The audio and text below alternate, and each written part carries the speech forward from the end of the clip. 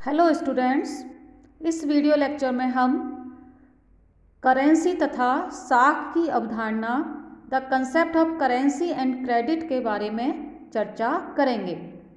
विद्यार्थियों, मुद्रा पर आधारित पिछले वीडियो लेक्चर्स में हमने मुद्रा के विकास, उसके कार्य, उसकी प्रकृति और उसके महत्व के बारे में चर्चा की थी और हमने देखा था कि मुद्रा से तात्पर्य एक ऐसी वस्तु से है जिसे एक विस्तृत क्षेत्र में विनिमय का माध्यम, मूल्य का मापक, मूल्य संचय का साधन और मूल्य हस्तांतरण के साधन के रूप में सामान्य स्वीकृति प्राप्त हो और जो सभी प्रकार के दायित्वों को निपटाने में सहायता करती हो।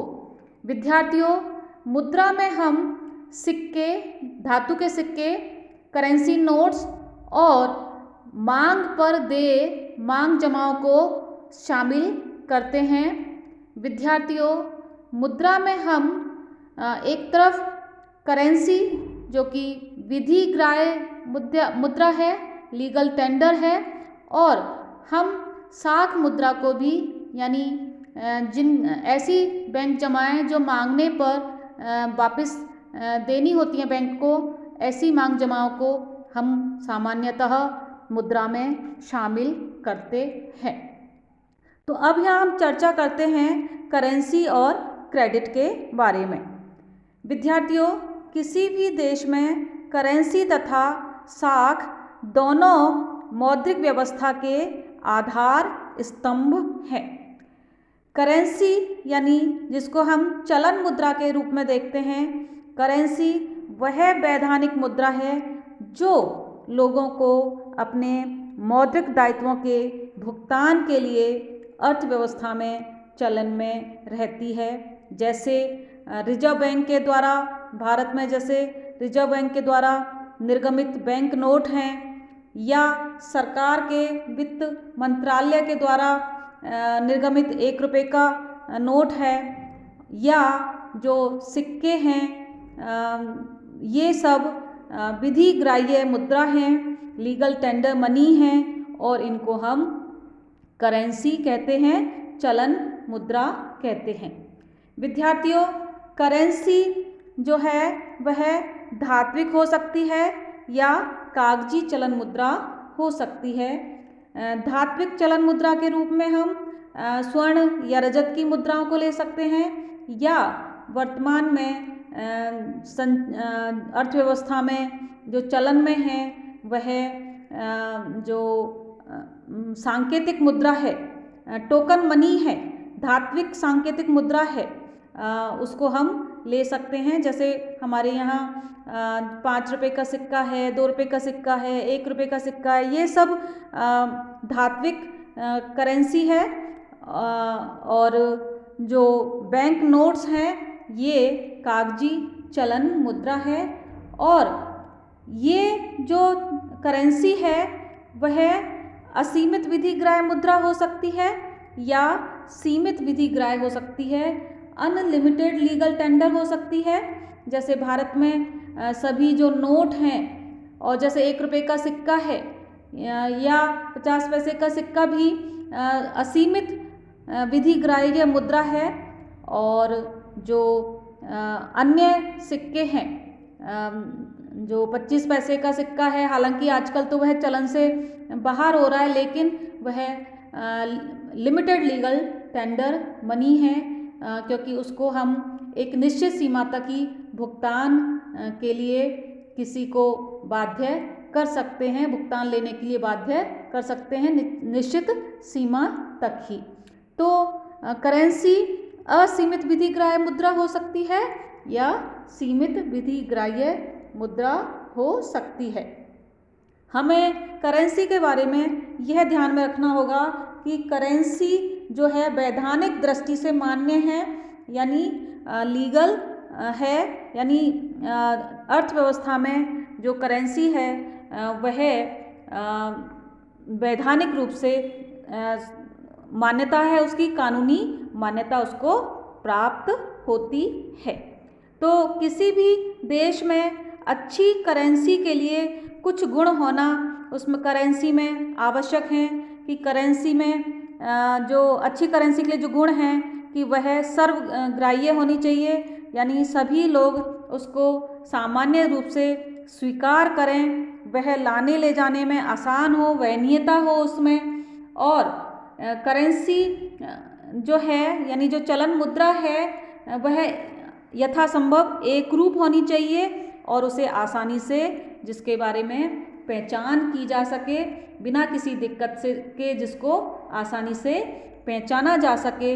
जैसे भारत के करेंसी नोट्स हैं उनमें ये सारी गुण विद्यमान हैं। करेंसी में लोचशीलता होनी चाहिए और यानी देश में जो आवश्यकता के अनुसार मुद्रा की जो पूर्ति है वह कम या अधिक की जा सके, उसको हम लोचशीलता का गुण बोलते हैं। और पर्याप्त होनी चाहिए, देश की आवश्यकताओं के अनुसार करेंसी की मात्रा पर्याप्त होनी चाहिए और करेंसी के जो मूल्य है उसमें स्थिरता रहनी चाहिए, ज़्यादा उतार चढ़ाव नहीं आने चाहिए। और ये सारे गुण एक अच्छी करेंसी में विद्यमान हैं। और भारत की यदि हम करेंसी की बात करें तो भारतीय करेंसी में ये सारे गुण विद्यमान हैं। और देश में विद्यार्थियों करेंसी की मात्रा को कुछ तत्व प्रभावित करते हैं, क्योंकि करेंसी की जो मात्रा है वह आर्थिक विकास के स्तर पर, अर्थव्यवस्था में व्यापार की मात्रा एवं प्रकृति पर निर्भर करती है। जब देश में व्यापार बढ़ा हुआ होता है, विकसित होता है, तो देश को अधिक करेंसी की आवश्यकता होती है। यानी कहने का मतलब है देश के आर्थिक विकास के साथ साथ देश में उत्पादन, व्यापार, रोजगार आदि में वृद्धि होने से अधिक करेंसी की मात्रा की आवश्यकता होती है। इसी प्रकार देश में कीमतों का स्तर भी करेंसी की मात्रा को निर्धारित करता है। यदि कीमतों का स्तर ऊंचा है तो हमें अधिक मात्रा की करेंसी की आवश्यकता होगी। और बैंकिंग आदत भी करेंसी की मात्रा को निर्धारित करने में महत्वपूर्ण भूमिका निभाती है, क्योंकि जब लोग अपने लेन देन बैंकों के माध्यम से करते हैं, साख व्यवस्था के माध्यम से करते हैं, तो करेंसी की कम आवश्यकता होती है। और यदि समस्त लेन देन नकद में किए जाते हैं तो करेंसी की अधिक आवश्यकता पड़ती है। तो विद्यार्थियों, करेंसी देश में विधि ग्राह्य मुद्रा है जो कि चलन में रहती है, मौद्रिक दायित्वों को जिसमें निपटाया जाता है। अब बात हम करते हैं क्रेडिट साख। साख से सामान्यतः जो अभिप्राय है, हम जनरल सामान्यतः जो बोलचाल की भाषा है उसमें हम साख शब्द का जब प्रयोग करते हैं तो हम कहते हैं कि उस व्यक्ति का के प्रति विश्वास अधिक है। यानी साधारण अर्थ में साख का मतलब विश्वास से है, लेकिन जब हम साख शब्द का प्रयोग अर्थशास्त्र में करते हैं तो वहाँ उसका मतलब होता है ऋण लौटाने या भुगतान करने की क्षमता में विश्वास होना साख होता है।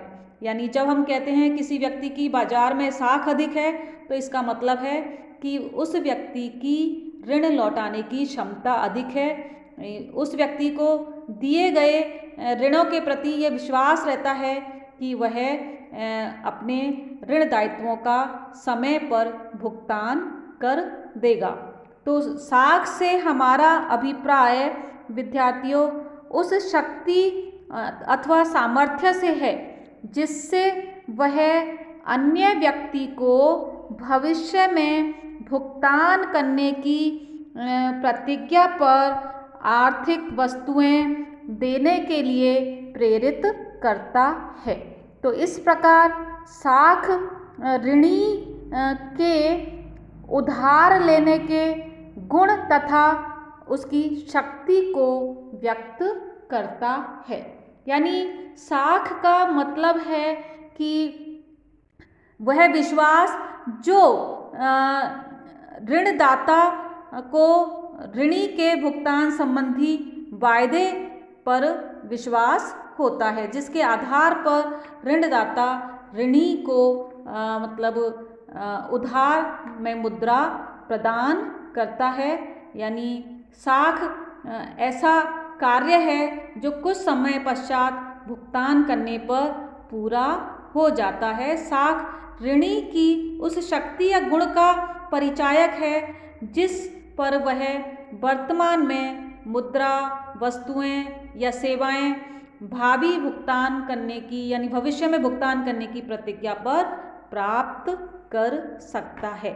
तो व्यक्ति की साख कितनी है, वह किस प्रकार और कितनी वस्तुएं या सेवाएं या मुद्रा ऋण के रूप में प्राप्त कर पाएगा, वह कुछ तत्वों पर आधारित है। यानी यह पारस्परिक विश्वास पर आधारित है। ऋणदाता और ऋणी के पारस्परिक विश्वास पर आधारित है।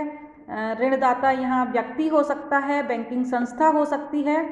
व्यक्ति के चरित्र पर आधारित है कि व्यक्ति का चरित्र संदेह से परे होना चाहिए। यहाँ पर हम उसकी भुगतान सामर्थ्य की चर्चा कर रहे हैं और उसकी संपत्ति पर निर्भर करता है। यानी जिस व्यक्ति के पास अधिक संपत्ति होगी उसकी साख भी अधिक होती है और इसके साथ साथ भुगतान करने की योग्यता पर निर्भर है, जो कि भुगतान करने की योग्यता उसकी धन संपत्ति की मात्रा पर भी निर्भर करती है और उसके पास जो संपत्ति है व्यक्ति के पास वह कितनी तरल है, यानी उसको भुगतान के रूप में कितना प्रयुक्त किया जा सकता है। यानी जो संपत्ति है उसको बेचकर मुद्रा के रूप में उसको कितनी आसानी से उसको कन्वर्ट किया जा सकता है, वह संपत्ति की तरलता कहलाती है।